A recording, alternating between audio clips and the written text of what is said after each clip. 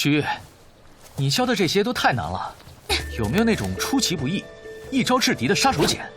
没有，臣妾打架向来光明磊落，从不搞偷袭暗器那一套。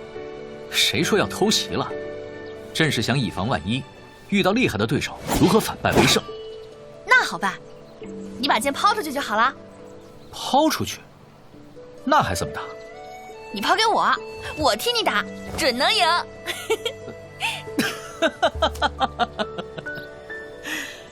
哎，那这招就叫消使弄玉。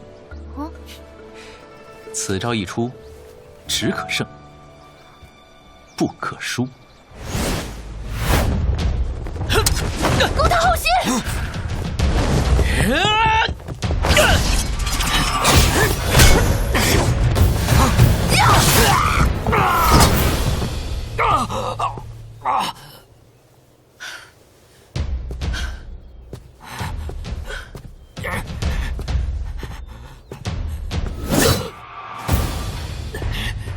下作手段！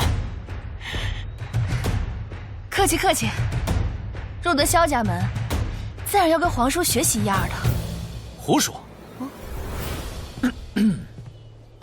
你那是跟我学的，叫兵不厌诈。